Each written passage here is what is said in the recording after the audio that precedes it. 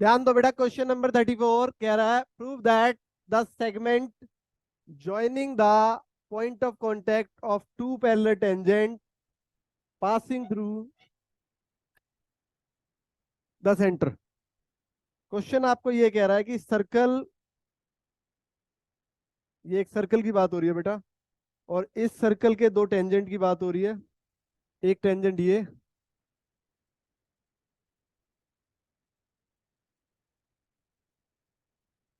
और एक टेंजेंट हो गया ये। ठीक है। क्वेश्चन कह रहा है prove that the segment, segment मतलब एक लाइन बनेगी ज्वाइनिंग, ज्वाइन करके पॉइंट ऑफ कॉन्टेक्ट, सर्कल के ऊपर पॉइंट ऑफ कॉन्टेक्ट वहां होता है जहां पे रेडियस और टेंजेंट मीट करते हैं। ये होते हैं पॉइंट ऑफ कांटेक्ट। फिर से पढ़ेंगे, क्वेश्चन का मतलब क्लियर होना जरूरी है। प्रूव दैट, प्रूव करना है सेगमेंट ज्वाइनिंग, सेगमेंट बनेगा joining the point of contact, joining the points, एक से ज्यादा पॉइंट है ऑफ कांटेक्ट, दो पॉइंट ऑफ कांटेक्ट जब ज्वाइन होंगे ऑफ टू पैरेलल टेंजेंट, दो पैरेलल टेंजेंट बनाए जाएंगे, उन पैरेलल टेंजेंट के ऊपर दो पॉइंट ऑफ कांटेक्ट होंगे, और उन दोनों पॉइंट ऑफ कांटेक्ट को जब आप ज्वाइन करोगे तो आगे कह रहा है, तो वो लाइन सेगमेंट पास करेगा कहां से, सेंटर से। मतलब आपको ये प्रूव करना है कि यहां पे ये सेंटर से पास कर रहा। ठीक है, क्वेश्चन क्लियर। फिर से प्रूव करना है हमें, एक लाइन सेगमेंट बन रहा है ज्वाइन करने पे दो पॉइंट्स को जो पैरेलल टेंजेंट के ऊपर है।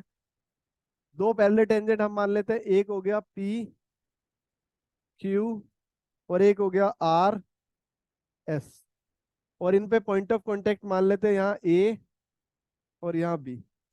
बेटा पी क्यू और आर एस लाइनें पैरेलल है, आपको बताया गया है, और अगर ये दोनों लाइनें टेंजेंट है, रेडियस पे मीट हुई है, तो दो जगह पॉइंट ऑफ कांटेक्ट बना है, और इन पॉइंट ऑफ कांटेक्ट से बनने वाली लाइन सेगमेंट सेंटर से पास कर रही है, ये हमने प्रूव करना। क्लियर अच्छे से। अब आगे बेटा, बेटा पी क्यू लाइन अगर आर एस के पैरेलल है तो ज्वाइन करने वाली लाइन बेटा पास तो सेंटर से ही होती है। अगर मान लो ये सेंटर से पास नहीं हो रही होती, क्योंकि ये एक स्ट्रेट लाइन है, आपको यहाँ स्ट्रेट लाइन ही प्रूव करना है, तो बेटा अगर कभी भी सर्कल बनाया जाता है और अगर उस पर रेडियस होता है, तो रेडियस और टेंजेंट जहां पे मीट करते हैं यहाँ तो 90 ही बनता है। बट रेडियस शुरू कहां से होता है, सेंटर से। तो ये तो हमें पता ही है, ये रेडियस की लाइन आती कहां से है, हमेशा सेंटर से। और अगर एक और टेंजेंट बनाया जाता तो उसका भी रेडियस कहां से आता, सेंटर से। तो फिर हमें प्रूव क्या करना है, हमें ये प्रूव करना है कि ये जो लाइन सेगमेंट बनी वो एक लाइन थी, मतलब एक कंप्लीट लाइन थी, दो लाइनें नहीं थी। यहां पे अगर बात करें तो यहाँ दो लाइनें हैं, ओ ए और ओ बी, दो अलग अलग लाइनें। और अगर ये एक लाइन होगी तो इसका मतलब ये एक स्ट्रेट लाइन होगी, और स्ट्रेट लाइन होगी तो इसका मतलब ये हो जाएगा कि ये अगर यहाँ पे 180 डिग्री का एंगल आपने प्रूव कर दिया तो फिर ये एक स्ट्रेट लाइन होगी। मतलब क्वेश्चन क्या कह रहा है कि जो लाइन सेगमेंट बना है, लाइन कब बनती है, जब स्ट्रेट होती है। अभी क्या बनी है, अभी लाइन नहीं बनी, अभी दो अलग अलग लाइन है। तो आपको ये प्रूव करना है कि ये लाइन सेगमेंट है, ये एक स्ट्रेट लाइन है, ये हमने प्रूव करना है। तो ये प्रूव करने के लिए हम क्या करेंगे, इस लाइन पे 180 डिग्री का एंगल बना देंगे किसी तरीके से, और प्रूव हो जाएगा। अब देखो कैसे बनाएंगे। बेटा कंस्ट्रक्शन करेंगे सबसे पहले तो, गिवन में लिखना है तो लिख लो, P Q and R S are two straight line, are two parallel tangent, P Q and R S are two parallel tangent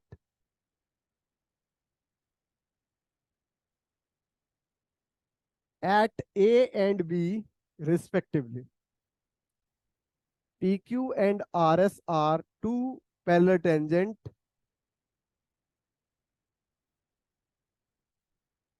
at A and B respectively। हाँ कंस्ट्रक्शन लिखनी पड़ेगी बेटा हमें। कंस्ट्रक्शन में हम क्या लिखेंगे, नहीं बेटा पैरेलल टेंजेंट तो हमें गिवन है, कंस्ट्रक्शन में हम यहाँ लिखने वाले हैं जॉइन ओ ए, जॉइन ओ ए, जॉइन ओ बी,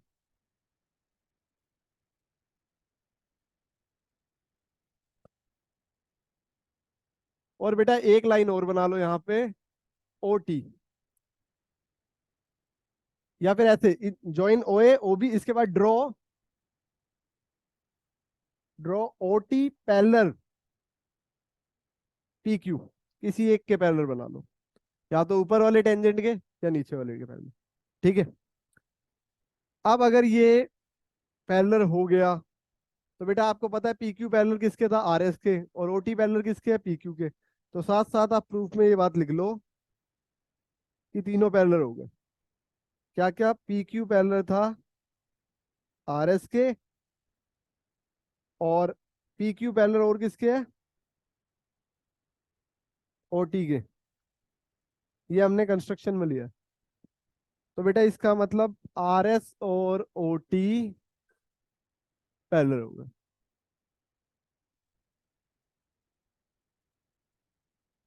ठीक है बेटा। अब ये दोनों पैरेलल होने के बाद आप यहां पे लिखोगे एंगल 1 और एंगल 2 का सम 180 हो गया। रीजन, को इंटीरियर एंगल।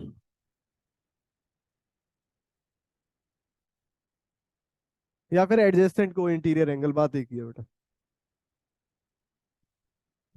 जब दो लाइनें पैरेलल होती हैं तो ये आमने सामने वाले एंगल जो होते हैं, एडजेसेंट एंगल 1 और 2, इनका सम 180 होता है। और बेटा आपको पता है एंगल 1 पे कितने डिग्री का एंगल है, क्योंकि पॉइंट ऑफ कॉन्टेक्ट है। यहां लिख लो एंगल 1 इक्वल टू 90। बेटा एक चीज और, जिस सर्कल के क्वेश्चन में हमारी एक्सटर्नल पॉइंट टेंजेंट से एक्सटर्नल पॉइंट से टेंजेंट इक्वल नहीं बनते, वहां पे परपेंडिकुलर वाली लाइन ऐड होती है, मैंने आपको लिखवाई थी, वो लाइन ऐड करो यहाँ पे।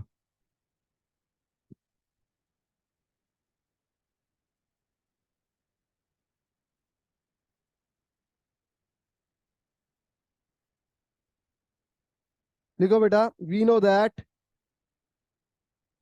we know that a tangent to a circle, we know that a tangent to a circle is perpendicular to the radius, to the radius through the point of contact, through the point of contact।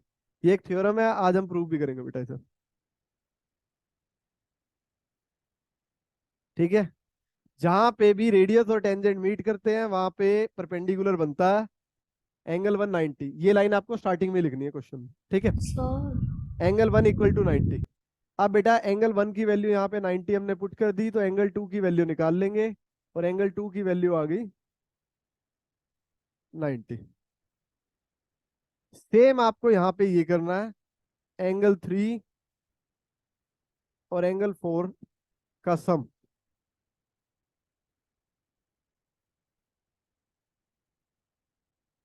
180 होगा। Reason, को interior angle. और बेटा आपको पता है फिर से angle 4 क्या है अब, 90 है, क्योंकि पॉइंट ऑफ कॉन्टेक्ट है। और आप एंगल 4 की वैल्यू जब इसमें पुट करोगे तो एंगल 3 आ जाएगा 90। यहां तक पहुंच गया बेटा। अब हमें पता है एंगल 2 क्या आया, 90। एंगल 3 क्या आया, 90। और अगर हम एंगल 2 प्लस 3 करें तो एंगल 2 की वैल्यू भी 90 और 3 की वैल्यू भी 90, तो 2 प्लस 3 का सम कितना आ गया, 180। और अगर एंगल 2 प्लस 3 का सम 180 आ गया, तो बाय लीनियर पेयर हम ये कह सकते हैं कि AOB is a straight line. यहाँ रीजन डाल देना, बाय लीनियर पेयर।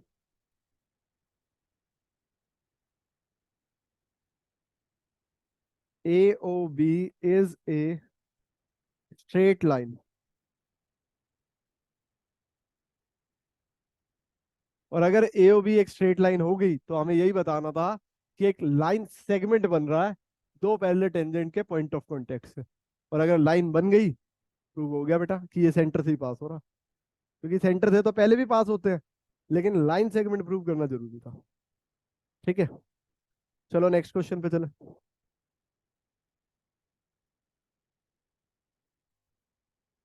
बेटा किसी को डाउट, दोबारा एक्सप्लेन करना हो, क्वेश्चन समझ नहीं आया हो,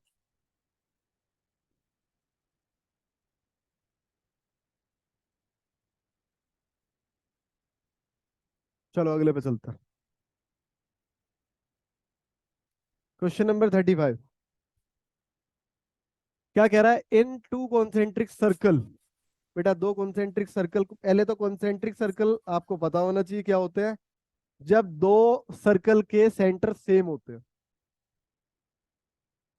जब दो सर्कल के सेंटर सेम होते हैं तो ऐसे सर्कल को कॉन्सेंट्रिक सर्कल बोला जाता है।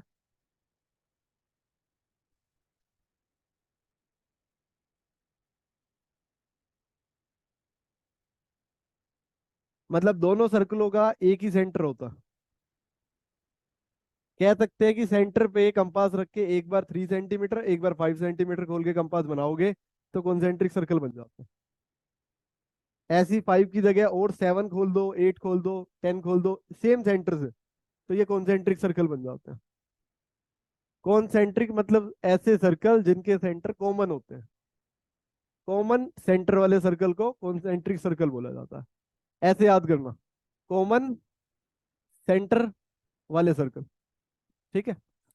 In two concentric circle prove that a chord of largest circle is tangent to a smaller circle is bisected at the point of contact।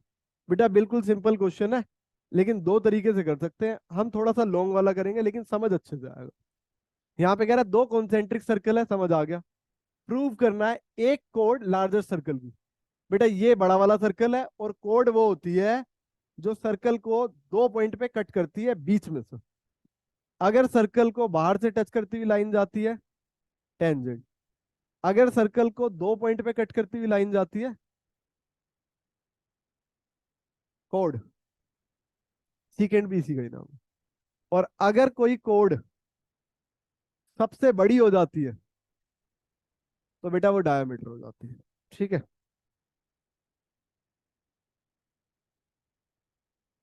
अभी यहाँ पे बात हो रही है क्वेश्चन में कि एक कोड बनानी है हमें जो बड़े वाले सर्कल से पास हो रही है। ये होगी बेटा कोड। क्या कह रहा है? प्रूव दैट एक कोड जो लार्जर सर्कल से बनी है, तो बेटा बड़े वाले सर्कल की कोड होनी चाहिए और वही टेंजेंट होनी चाहिए स्मॉलर सर्कल की। तो देखो छोटे वाले सर्कल पे टेंजेंट हो गया, मतलब एक पॉइंट पे टच हो गया, और बड़े वाले सर्कल को दो पॉइंट पे कट कर दिया, उसकी होगी कोड। और क्वेश्चन कह रहा है कि यही कोड बाइसेक्ट करनी चाहिए पॉइंट ऑफ कॉन्टेक्ट पे। तो पॉइंट ऑफ कॉन्टेक्ट कहाँ बनेगा? बड़े वाले सर्कल पे, छोटे पे? छोटे वाले सर्कल का पॉइंट ऑफ कॉन्टेक्ट बनेगा। और यहाँ पे जहां पॉइंट ऑफ कॉन्टेक्ट बना है आपको प्रूव करना है कि ये इक्वल पार्ट में बाइसेक्ट हुआ है। मतलब कहने का क्या है? कहने का मतलब ये है कि ए C equal to C B. ये आपने प्रूव करना। हाँ, हो सकता बेटा। तो यहाँ पे आपको ये प्रूव करना है bisected at the point of contact A C equal to C B. बेटा ये वर्ड बहुत इंपॉर्टेंट है, आपको इसका मतलब पता होना चाहिए। बाइसेक्टेड, बी से, बिल्कुल, बी से बाइसेक्टेड, बी से बराबर बराबर इसके दो टुकड़े हो जाते हैं। मतलब ए सी और बी सी बराबर प्रूव करने हैं आपने। तो गिवन लिखना है तो गिवन लिख लो।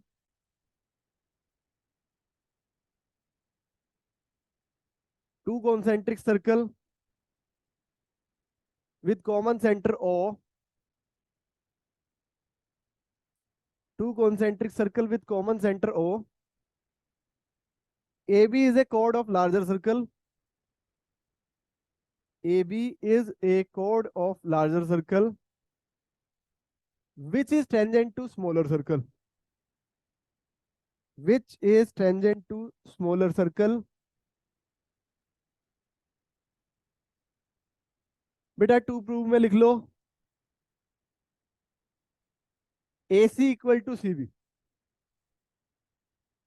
टू प्रूव में लिख लो AC इक्वल टू CB।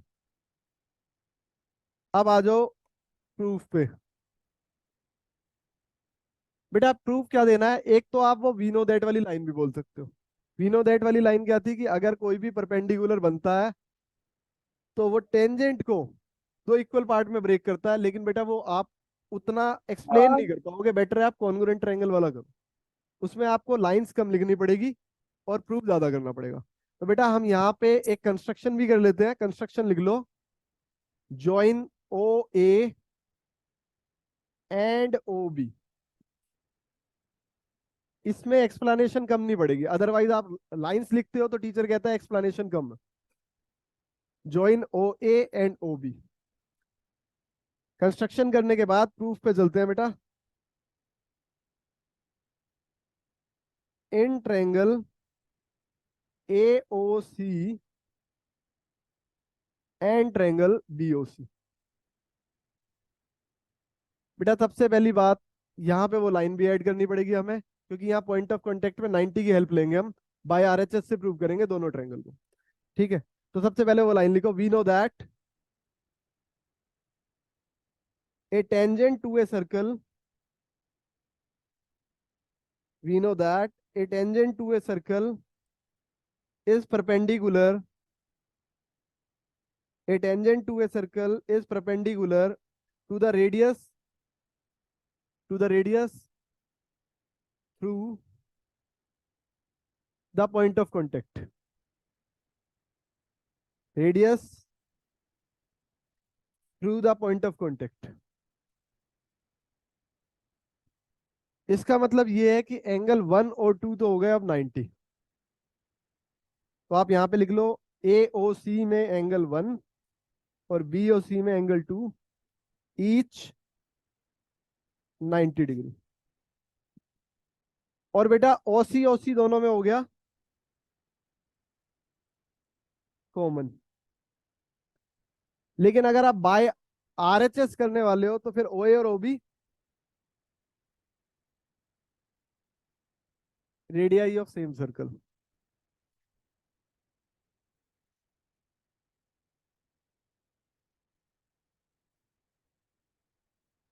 तो बेटा triangle A O C congruent हो गया ट्रायंगल बी ओ सी के by R H S congruency, और A C equal to B C हो गया by C P C T. Done. करो नोट फटाफट जल्दी से।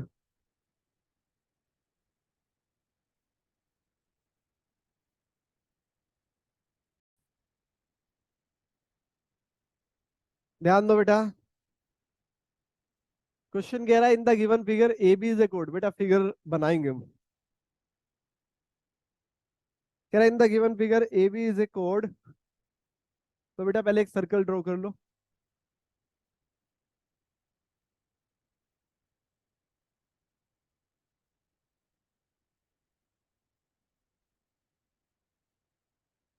और बेटा इस पे दो कोड बना लो। एक कोड ये होगी, हाँ टेंजेंट है बेटा।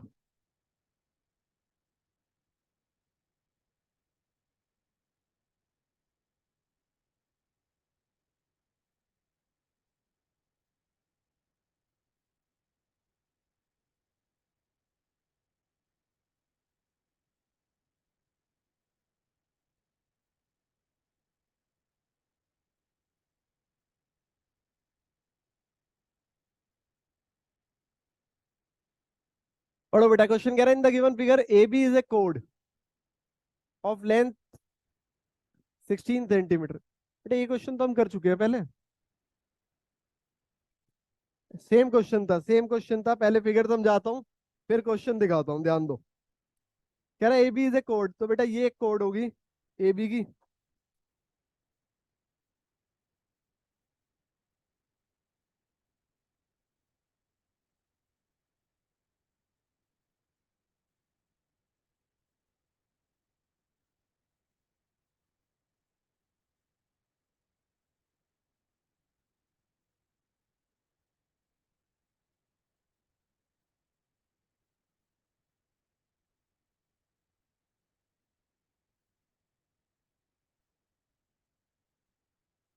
ये रही बेटा कोड ए बी।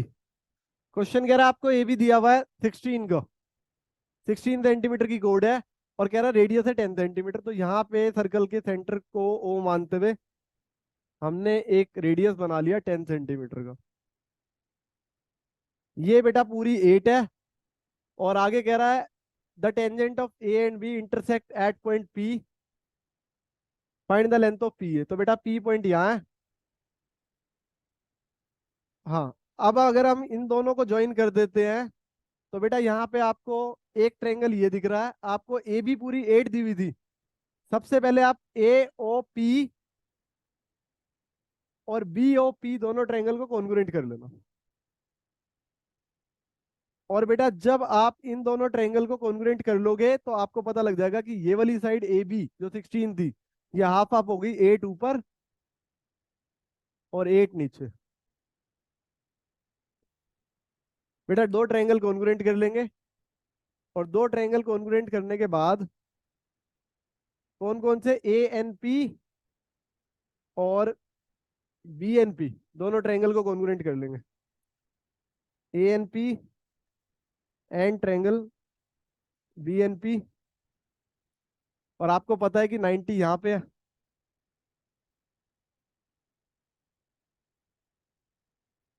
इन चारों पे 90 है। तो बेटा ऐसा कह सकते हैं हम कि angle A N P equal हो गया एंगल बी एन पी के। रीजन,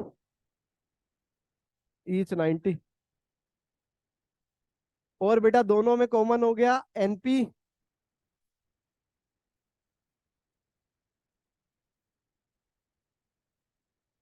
और बेटा एपी और BP equal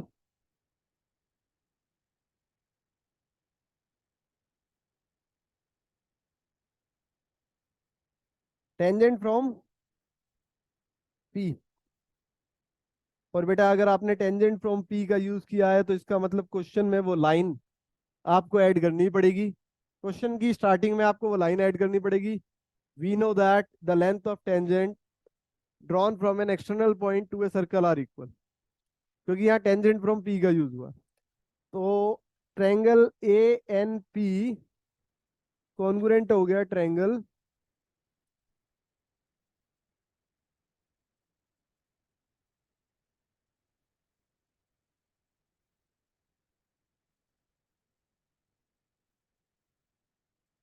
B N P के बाय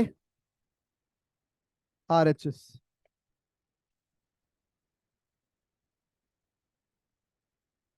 पर अगर बाय आर एच एस ये दोनों ट्रायंगल कॉन्ग्रुएंट हो गए तो इसका मतलब ए एन इक्वल हो जाएगा बी एन के बाय सीपीसीटी। तो कर देते हैं।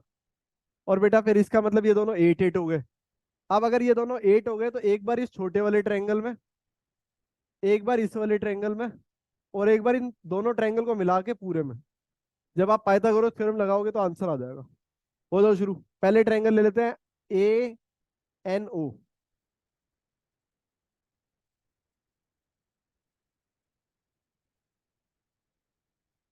ये एंगल बेटा ये तो 90 ही होगा ना। एक्सटर्नल पॉइंट पी है, अगर वो किसी भी कोड को बाइसेक्ट करेगा फिर वो 90 बनाएंगे। हाँ बेटा क्या कह रहे थे?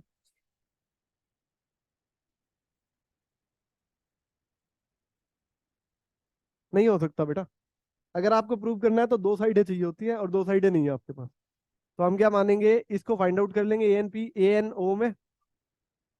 है बेटा, आ जाएगा देखो। ए एन ओ में लगाया आपने तो यहाँ पाइथागोरस में हाइपोटेनस हो गया ओ ए, और बेस हो गया ओ एन, और परपेंडिकुलर हो गया ए एन। ओ ए बेटा 10 है तो 10 का स्क्वायर 100। ओ एन आपको फाइंड आउट करना है, और ए एन आपको पता है 8 है तो 8 का स्क्वायर 64, 64 इधर आके माइनस हुआ 36। तो ओ एन की वैल्यू आ गई यहाँ से हमारे पास 6 सेंटीमीटर।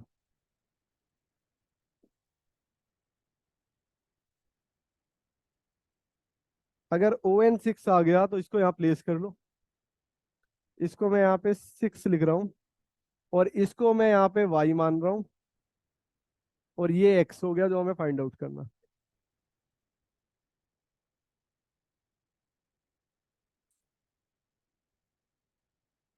क्या, कैसे हो जाएगा? क्या बात कर रहा है बेटा, रेडियस तो यहाँ तक का होगा ना अगर लेगा तो, तू वहां तक का क्यों ले रहा? 4 से बड़ा आएगा।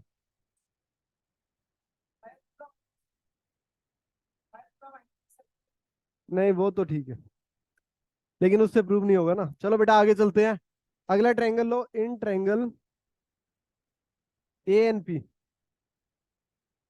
अगर आप ए एन पी ट्रायंगल लोगे तो बेटा यहाँ पे 90 एन पे है फिर से, तो एपी हो गया हाइपोटेनियस अब की बार। एपी का square equal to A N का स्क्वायर प्लस एनपी का स्क्वायर। एपी बेटा एक्स है,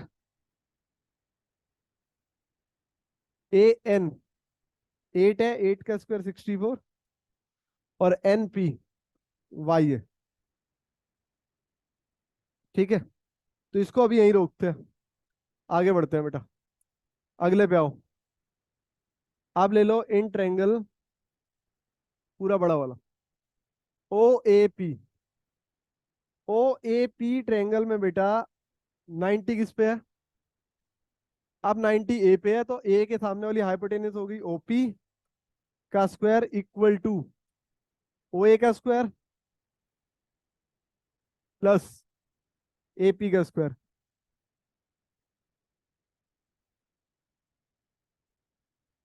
बेटा ओपी हमें पता है 6 प्लस वाई है, ओ ए 10 का स्क्वायर 100,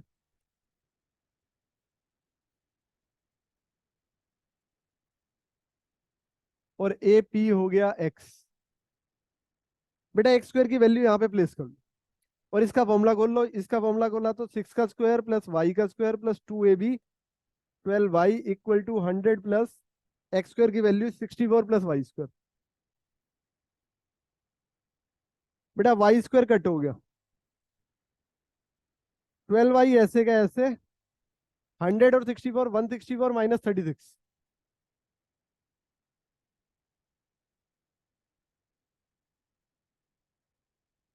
तो 164 माइनस 36 हो गया 14 माइनस 6 8, और 5 में से 3 गया 2, 128 आ गया, और y की वैल्यू आ गई 128/12, और ये कट हो रही है 4 के टेबल पे 32/3 सेंटीमीटर। लेकिन क्वेश्चन ने हमसे y नहीं पूछा, क्वेश्चन ने हमसे x पूछा। तो बेटा x कैसे निकलेगा? इस वाले में आप y की वैल्यू पुट कर दो, x आ जाएगा।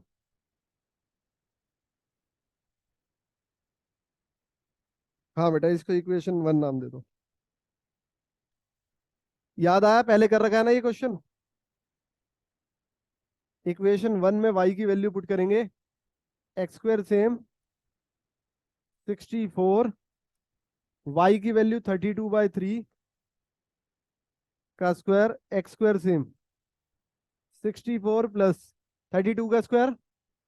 जल्दी बोलो, क्या कर रहे हो? 1024 डिवाइड बाय 9, एलसीएम ले लो बेटा। कट नहीं होएगा बेटा, कट होता तो 32/3 हो जाता cut. X square same, LCM लेंगे 64 इंटू 9, 9 4 36, 3 कैरी ऑन, 9 6 54 और 3 576 प्लस 1024 पूरे के divide by 9। X square same, add करेंगे 4 और 6 10 कैरी ऑन 1, 7 और 2 9 और 1 10 कैरी ऑन 1, 6 1600/9। और बेटा अगर रूट वहां शिफ्ट करेंगे तो एक्स की वैल्यू हो जाएगी 40/3 सेंटीमीटर, और आंसर भी आपको कुछ ऐसा ही मिलेगा। नोट करो।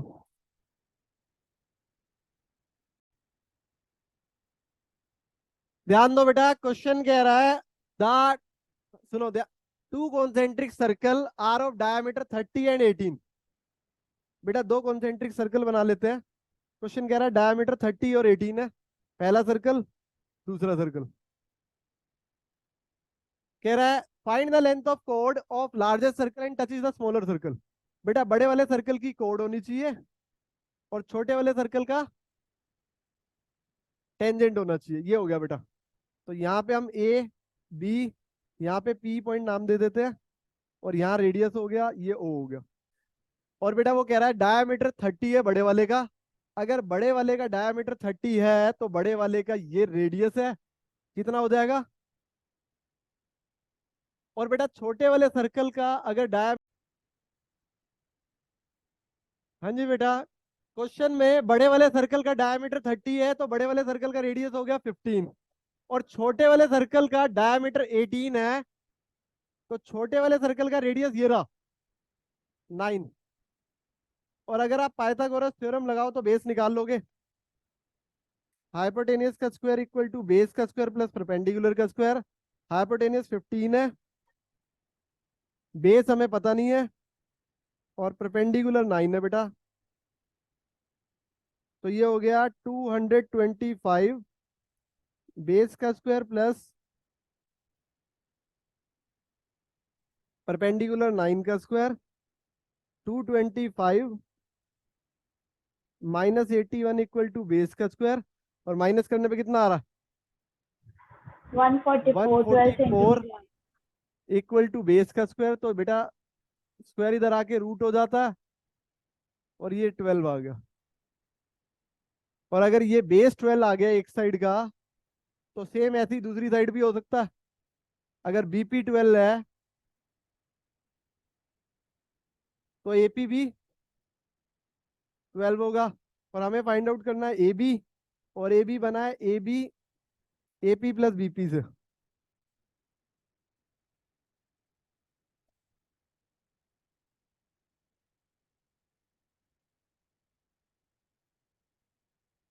Twenty 4 centimetre answer. बेटा अगला क्वेश्चन करेंगे।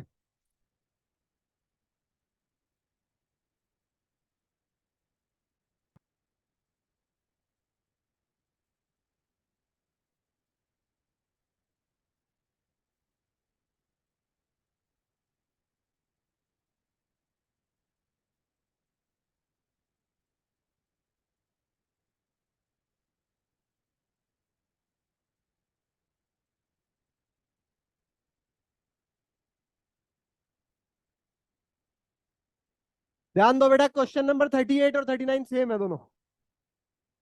तो अब क्वेश्चन शायद एक ही बचा, यही वाला है बस। 38 और 39 दोनों सेम है, बस लिखे हुए तरीके अलग अलग है। दोनों के मतलब समझ लो, एक ही मतलब है।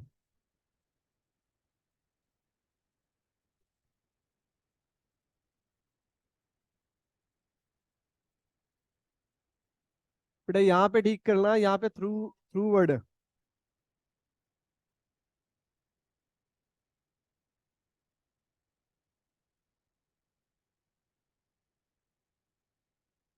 बेटा समझो क्वेश्चन का मतलब क्या है। कह रहा है tangent to a circle is perpendicular. बेटा सर्कल बना लेते हैं। कह रहा है a tangent to a circle, circle पे टेंजेंट,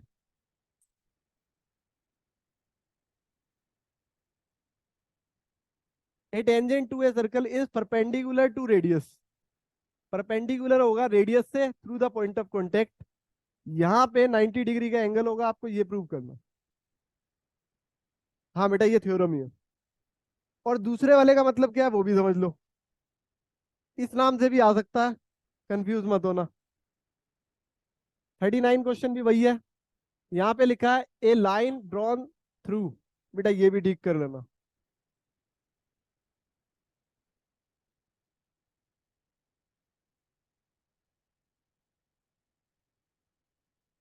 ध्यान दो बेटा क्या कह रहा है, a line drawn through the end point of a radius.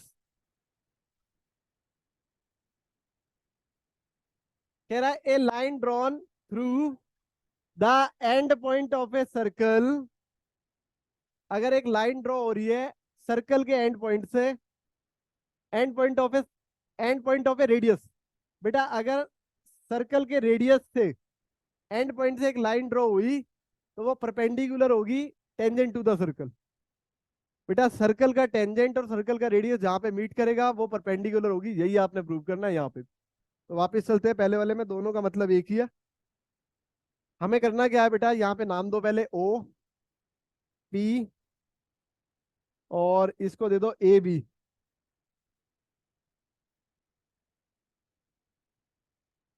बेटा गिवन में लिखना है लिख लो, क्योंकि एक्सप्लेन अच्छा करना पड़ेगा अगर ये थ्योरम आई तो। A B is a tangent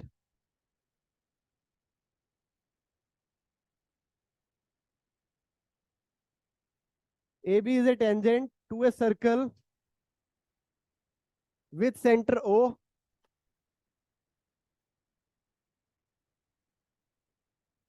at point with center O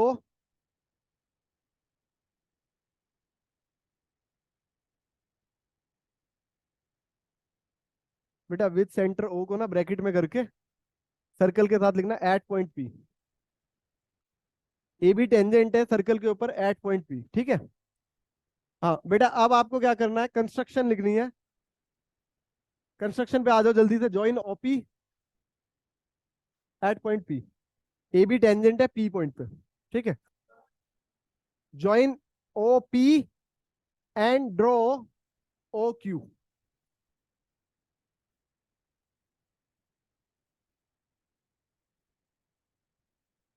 ठीक है।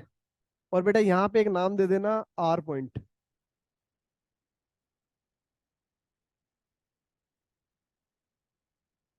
Draw O Q. डन बेटा। अब आ जाओ प्रूफ पे। प्रूफ में आपने लिखना है सबसे पहले ओपी इक्वल है ओ आर के। OP equal O are.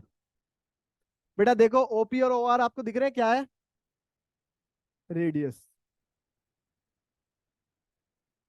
फिर आप लिखोगे O Q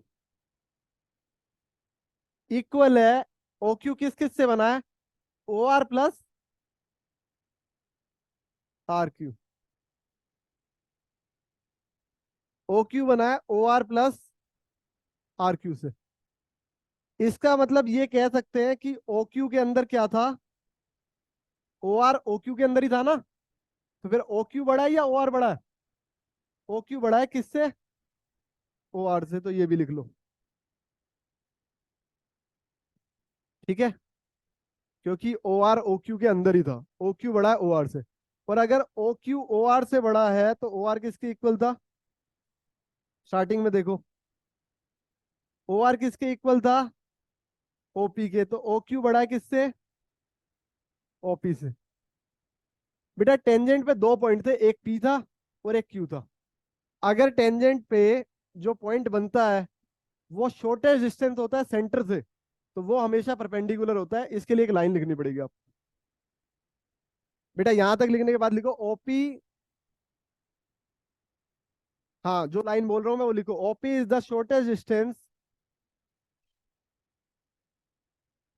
OP is the shortest distance between centre and tangent.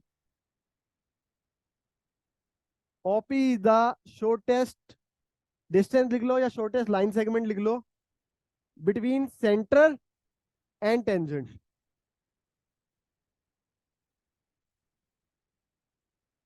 Centre and tangent, therefore O P perpendicular A B.